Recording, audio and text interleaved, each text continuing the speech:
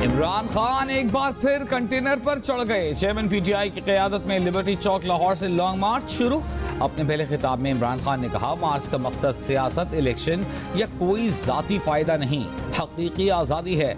London या Washington नहीं, पाकिस्तान के फैसले पाकिस्तान में हों। सुप्रीम कोर्ट से मुतालबा किया कि वो शहबाज शरीफ और राना सनाउल्लाह पर नजर रखें। यकीन दिलाया कि पीटीआई पुरअमन रहेगी, रेड जोन में नहीं जाएगी। ये भी कहा कि मुल्क और इदारों की खातिर खामोश हैं। नवाज शरीफ नहीं कि लंदन भागकर फौज पर तनकीद करें, वो साफ शफाफ इलेक्शन चाहते हैं, अवाम को फैसला करने दें। इमरान खान का मार्च आज लाहौर ही में रहेगा।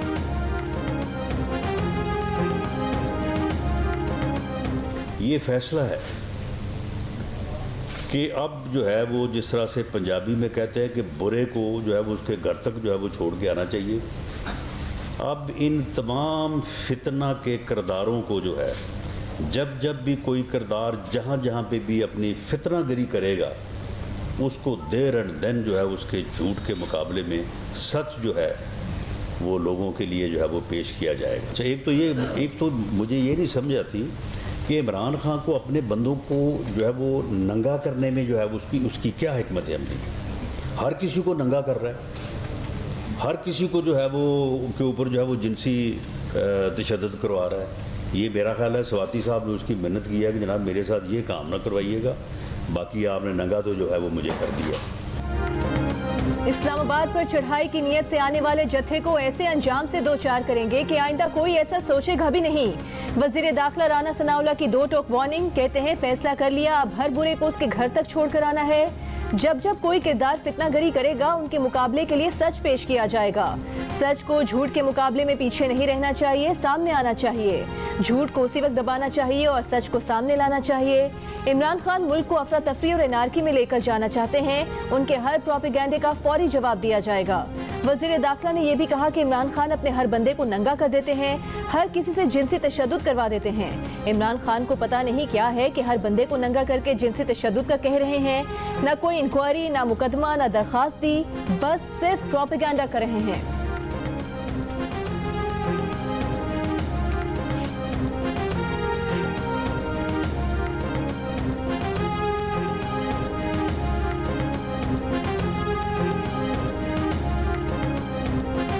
राना सनाउल्लाह ने बड़ी धमकियां दी, लेकिन लोग डरे नहीं और लॉन्ग मार्च के लिए निकल आए हैं। तहरीक इंसाफ के असद उमर का वार, बोले तहरीक इंसाफ का मुतालिबा सिर्फ इलेक्शन है, किसी को फतह करने नहीं निकल रहे। इमरान खान को वजीर आज़म बनाने और पीटीआई को हुकूमत वापस करने का मुतालिबा भी नहीं।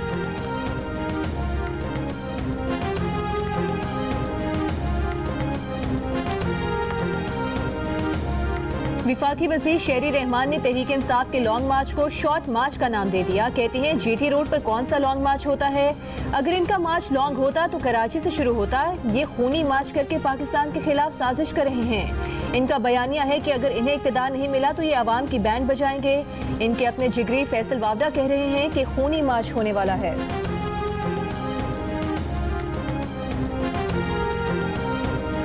पंजाब की सियासत में इस्तीफों, दावों और तरदीदों का मौसम आ गया। तहरीक इंसाफ के रुकन पंजाब असेंबली खुर्रम लगारी का पार्टी छोड़ने का फैसला, मजीद 5 अरकान के भी साथ होने का दावा कर दिया।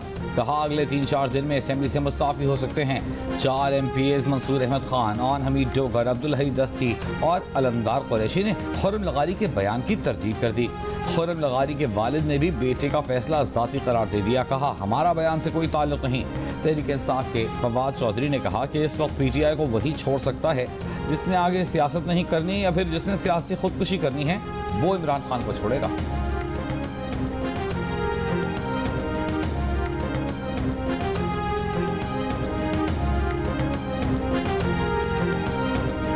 विफाकी वजीर दाखिला राना सनाउल्लाह को गिरफ्तार नहीं करना तो केस अभी खत्म कर देते हैं, वरना जवाब देना होगा। गलत बयानी पर देखेंगे कि आप कैसे डीजी एंटी करप्शन रह सकते हैं। Lahore high court Rawalpindi bench में डीजी एंटी करप्शन की सरजनिश। डीजी एंटी करप्शन ने कहा राना सनाउल्लाह को गिरफ्तार नहीं करना चाहते। अदालत ने कहा कि आपने राना सनाउल्लाह के खिलाफ गलत बयानी करके वारंट गिरफ्तारी हासिल किए। आपका इदारा सियासी टूल बन चुका है। एक आता है मुकदमा बनाता है, दूसरा कोई आता है मुकदमा खारिज करता है। सियासतदानों को अपनी लड़ाइयाँ खुद लड़ने दें, इदारे किसी का आला न बने। अदालत ने राना सनाउल्लाह की दरख्वास्त निपटाते हुए मातहत अदालत को केस भेज दिया। कहा राना सनाउल्लाह की जजा और सजा का फैसला ट्रायल कोर्ट करेगी।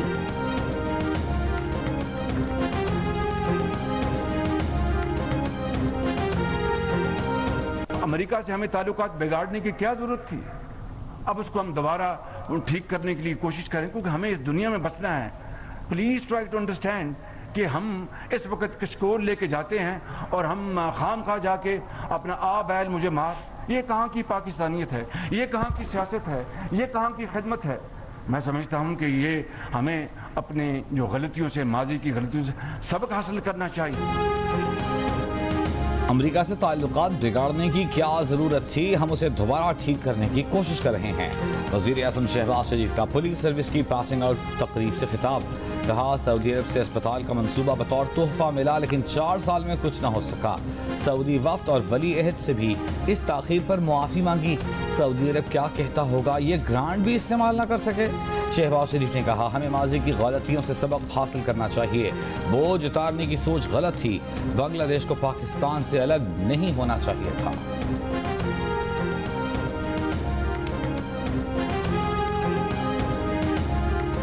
साइफर ऑडियो लीक्स पर एफआईए ने साबिक वजीर खारिजा शाह महमूद कुरैशी को 1 नवंबर को तलब कर लिया। आज तलब किए गए साबिक सेक्रेटरी खारिजा सुहेल महमूद से भी साइफर के हवाले से इंक्वायरी की गई।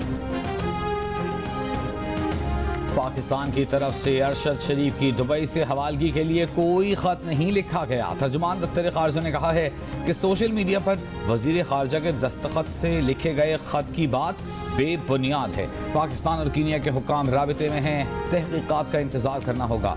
अरशद शरीफ के कत्ल की तहकीकात के लिए 2 रुकनी फैक्ट फाइंडिंग टीम आज रात नैरोबी पहुंचेगी। वजीर दाखिला राना सना का कहना है कि अरशद शरीफ से मुताल्लिक सारे मामलात इंक्वायरी कमीशन के सुपुर्द कर दिए हैं। कमीशन की रिपोर्ट वजारत दाखिला के पास जमा होगी। बहुत सारी चीज़ें सामने आ गई हैं, लेकिन अभी नहीं बता सकते।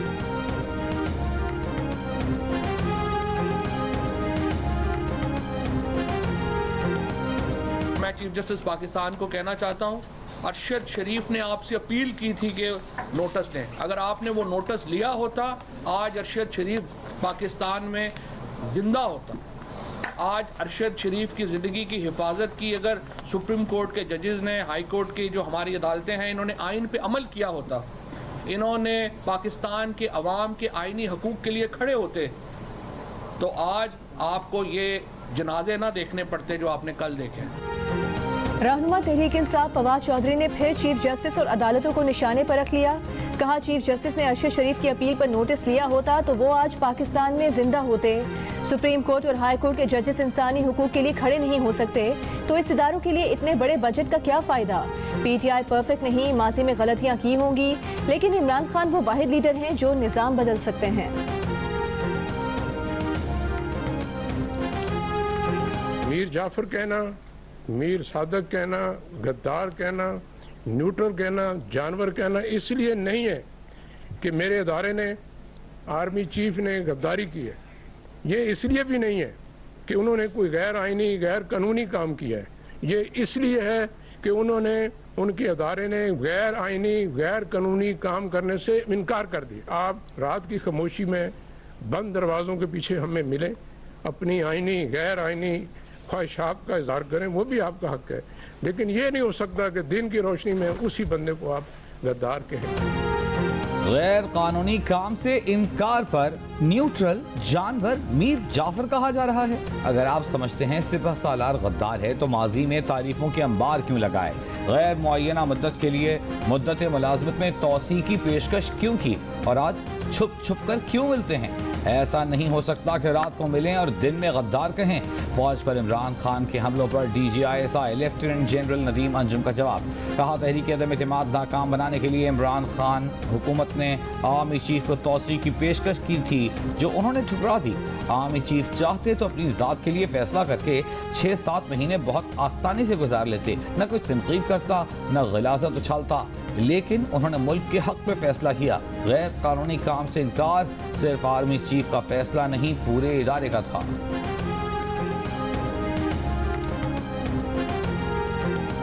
आर्मी चीफ ने 11 मार्च को कामरा में साबिक वज़ीर आज़म से खुद इसका तज़किरा किया था, जिस पर उन्होंने फरमाया कि ये कोई बड़ी बात नहीं।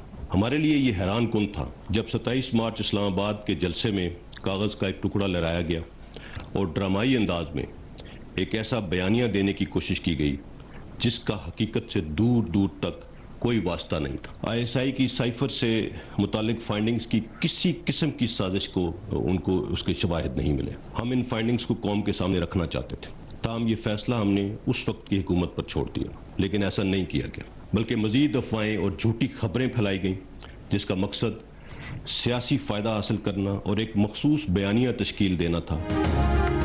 आर्मी चीफ ने साइफर पर बात की तो इमरान ने कहा कोई बड़ी बात नहीं, फिर 16 दिन बाद जलसे में कागज का टुकड़ा लहराकर हैरान कर दिया।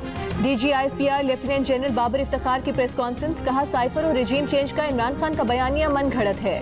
ISI ने भी नेशनल सिक्योरिटी कमेटी को बताया कि साजिश के कोई शवाहिद नहीं, चाहते थे कि ISI की फाइंडिंग्स कौम के सामने रखें, लेकिन उस वक्त की हुकूमत नहीं चाहती थी कि ये हकाइक सामने आए। सफीर की राय को सियासी मकासद के लिए इस्तेमाल किया गया, बयानिए के फरोग के लिए अफवाहें और झूठी खबरें फैलाई गईं ताकि तहरीक अदम एतमाद को रिजीम चेंज का हिस्सा साबित किया जा सके। फौज की लीडरशिप को निशाना बनाया गया, हर चीज को गद्दारी और रिजीम चेंज से लिंक कर दिया गया। ARY ने पाक आर्मी और लीडरशिप से मुतालिक झूठे और साजिशी बयानियों को फरोग देने के लिए स्पिन डॉक्टर का किरदार अदा किया।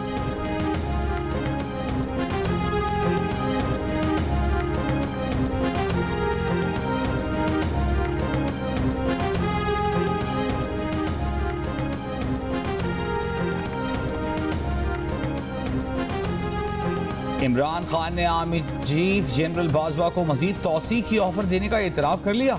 एक इंटरव्यू में कहा कि उन्होंने जनरल बाजवा से कहा था कि अगर कोई और आपको ऑफर कर रहा है तो ये ऑफर भी हम आपको कर देते हैं। इमरान खान ने कहा कि फौजी अफसरान की प्रेस कॉन्फ्रेंस का जवाब देने लगूं तो मुल्क को नुकसान पहुंचेगा, यानी फौज को नुकसान पहुंचेगा। फौज हुकूमत का इदारा है, हुकूमती इदारे के सरबराह आकर प्रेस कॉन्फ्रेंस कर रहे हैं, साथ कहते हैं कि हम सियासत में नहीं, साइफर की तहकीक करने की बजाय उसे कवर अप करने की कोशिश की जा रही है। जब ARY न्यूज़ के senior executive vice president Amad Yusuf से तहकीकात की गई तो मालूम हुआ कि ARY के chief executive officer mister Salman Iqbal ने शहबाज गिल की गिरफ्तारी के फ़ौरन बाद अमाद यूसुफ को हिदायत दी कि अरशद शरीफ को जल्द अज जल्द पाकिस्तान से बाहर भेज दिया जाए। हमारी इतला के मुताबिक किसी ने सरकारी सतह पर अरशद शरीफ को दुबई से निकलने पर मजबूर नहीं किया। इन तमाम हालात व वाक़यात में ARY के chief executive officer Salman Iqbal साहब का जिक्र बार बार आता है, लिहाजा उन्हें पाकिस्तान वापस लाया जाना चाहिए और शामिल तफ्तीश करना चाहिए। अरशद शरीफ से मुतालिक थ्रेट अलर्ट KP हुकूमत ने 5 अगस्त को जारी किया। सिक्योरिटी इदारों या वफाकी हुकूमत से कोई इंफॉर्मेशन शेयर नहीं की। शायद थ्रेट अलर्ट का मकसद अरशद शरीफ को मुल्क छोड़ने पर मजबूर करना था। DG ISPR की press conference, lieutenant general Babar Iftikhar ने कहा शहबाज गिल की गिरफ्तारी के फौरी बाद ARY के CEO सलमान इकबाल ने अरशद शरीफ को बैरून मुल्क भिजवाने के लिए senior executive vice president Amad Yusuf को हिदायत दी। अरशद शरीफ पेशावर से 10 अगस्त को दुबई रवाना हुए। KP हुकूमत ने अरशद शरीफ को एयरपोर्ट तक मुकम्मल प्रोटोकॉल दिया। अरशद शरीफ कत्ल केस में ARY के सलमान इकबाल का नाम बार बार आ रहा है। सलमान इकबाल को वापस लाकर शामिल तफ्तीश करना चाहिए।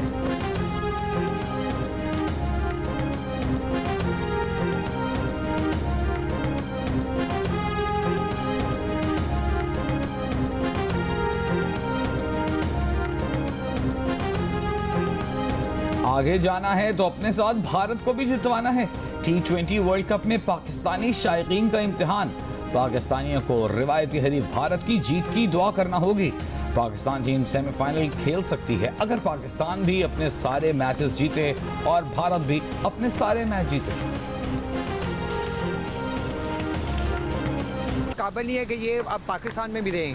हम लोगों ने इतनी उम्मीदें लगाई होती हैं, यकीन करें कि मेरी पूरी फैमिली उनको इतना दुख हुआ है कि हम 130 नहीं चेज कर सकते। दोस्तियां यारियां पालोगे तो यही कम होएगा। इंसल्ट की बात है कि पहले हम लोग इंडिया से भी हार गए, अब जिम्बाब्वे से भी हार गए। वैसे हम कहने को हम अपने आप को एशियन टाइगर कहते हैं। कल के मैच में हमने 7 बॉलर खिलाए हैं, 2 बैट्समैन हैं, कैसे हमने सर्वाइव करना था। जीतना होता तो पहले इन्होंने अच्छी परफॉर्मेंस दिखाई होती तो करते ना।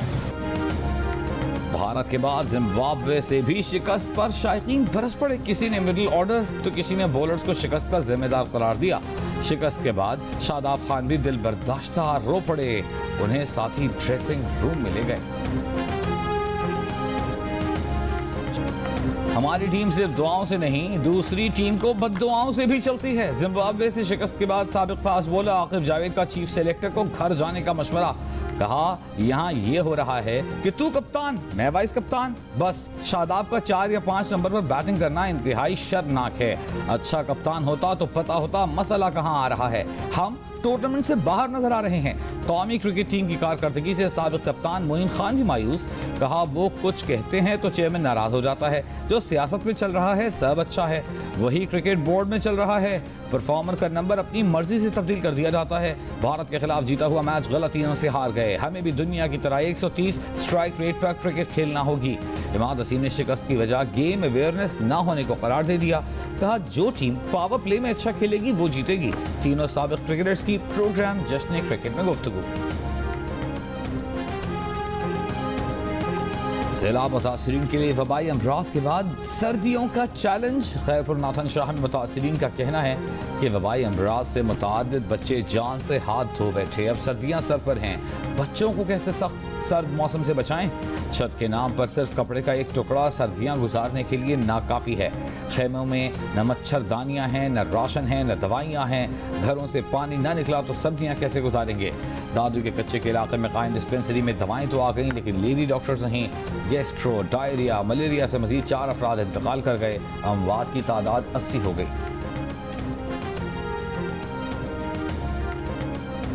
सैलाब की तबाहकारियों से मुल्की मईशत को पहुंचने वाले नुकसानात पर वजारत मनसूबाबंदी की रिपोर्ट जारी। रिपोर्ट के मुताबिक रिकवरी और बहाली के लिए 16 अरब 26 करोड़ डॉलर की ज़रूरत है। सैलाब से मुल्की मईशत को 30 अरब डॉलर से ज़ायद नुकसान पहुंचा। सिंध को रिकवरी और बहाली के लिए 1688 अरब, बलोचिस्तान को 491 अरब, केपी को 168 अरब और पंजाब को 160 अरब रुपए की ज़रूरत है। रिपोर्ट में यह भी बताया गया कि सैलाब के बायस 76 लाख अफराद को ग़िज़ाई अजनास की कमी का खदशा है और 1 करोड़ 70 लाख ख़वातीन और बच्चों में बीमारियां पैदा होने का खदशा है। सैलाब के बायस 43 लाख अफराद बेरोजगार होने का भी खदशा है।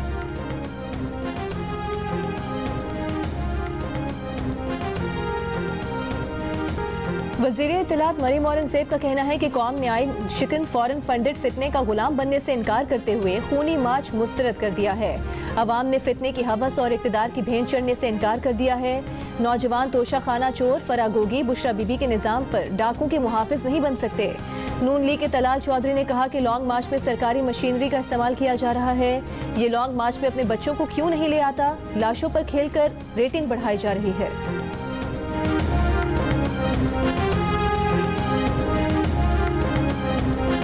सेनेटर मियां रज़ा रब्बानी ने सदर आरिफ अलवी का मुआखज़ा करने की तजवीज़ दे दी।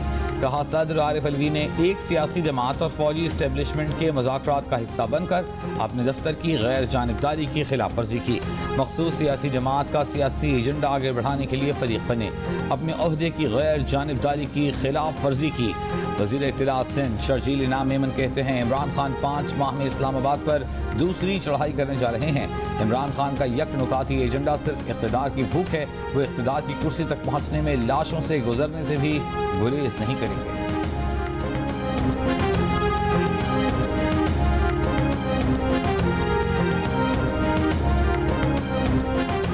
NA 45 जिला कुरम में ज़ाब्ता इखलाक की खिलाफ वर्जी पर इलेक्शन कमीशन ने इमरान खान को दूसरा नोटिस जारी कर दिया। इमरान खान को कल दोबारा तलब कर लिया गया। इलेक्शन कमीशन का कहना है कि पेश न होने की सूरत में कार्रवाई की जाएगी। PTI के अरकान सूबाई और कौमी असम्बली ने कुरम का दौरा किया था। NA 45 जिला कुरम में इंतखाबी मुहिम आज रात 12 बजे खत्म हो जाएगी। हल्के में ज़िमनी इंतखाब इतवार को होगा।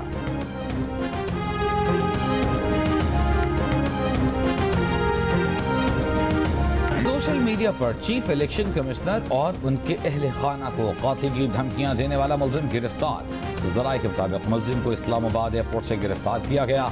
मुलजिम सऊदी अरब से पाकिस्तान पहुंचा था। हिरासत में लेकर तहकीकात शुरू कर दी गई। It's a nice movie. It's a unique and different movie.